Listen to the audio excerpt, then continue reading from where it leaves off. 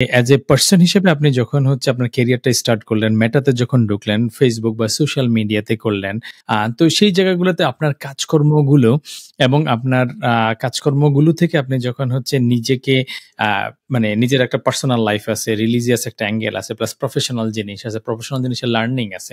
ফুল জিনিসটাকে আপনি কিভাবে মেইনটেইন করলেন? যখন আমরা একটা নতুন একটা জায়গায় যাই বা বিগ কোম্পানিতে যাই, আমাদের মধ্যে কিন্তু একটা ওভারওয়েলমিং জিনিস কাজ করে আরকি। হুম। প্রেশার কাজ করে, মেন্টাল প্রেশার কাজ করে।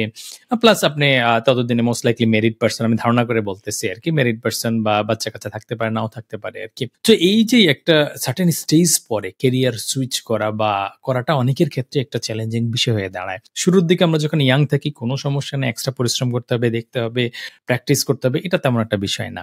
আমি একটা বড় সংখ্যক ডেভেলপারকে দেখি যাদের হচ্ছে হয়তো ৩-৪ বছর এক্সপেরিয়েন্সড হইছে কাজ করতে, করতে। হয়তো বিয়ে-শাদিও করে ফেলছে।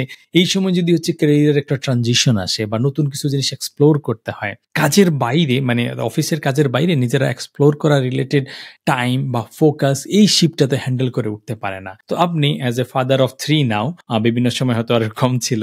কিন্তু ফাদার অফ নাও একজন ভালো ডেভেলপার প্লাস ফ্যামিলি সহ আপনি কিভাবে এই লার্নিং এবং ক্যারিয়ার সুইচ গুলাকে ডিল করছেন আরকি? হ্যাঁ, ডিফারেন্ট কোম্পানিতে গেলে অবশ্যই ১ম দিকে অনেক প্রেশার থাকেই।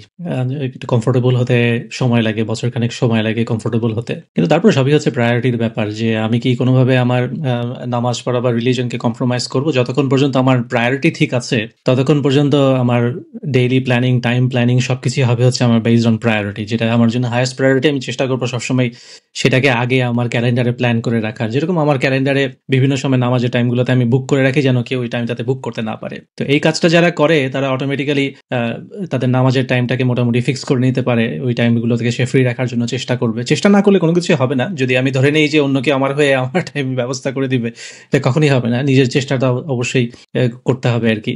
আ মেটাতে চাকরিতে যে আরেকটা বড় ডাইলেমা ছিল সেটা হচ্ছে যে মেটা কোম্পানিটা কি কাজ করাটা হালাল কিনা? কারণ ওরা যে এইভাবে একটা সোশ্যাল মিডিয়াতেও অনেক ড্যামেজ করে, মানুষের লাইফে অনেক বড় ড্যামেজ করছে। যতটা না বেনিফিট নিয়ে আসছে তার থেকে বরং ড্যামেজটা অনেক বেশি। ইয়াং জেনারেশন যেই পরিমাণের আপনার সিনে ইনভলভড এই সোশ্যাল মিডিয়ার কারণে, যেরকম টাইম ওয়েস্ট হচ্ছে, যেরকম তার মুসলিমদের উপরে হার্ম হচ্ছে সোশ্যাল মিডিয়ার কারণে, এখন ওরকম একটা কোম্পানি থেকে কাজ করাটা হালাল হবে কিনা এটা নিয়ে আমি একটা সময় ডাইলেমাতে ছিলাম আরকি।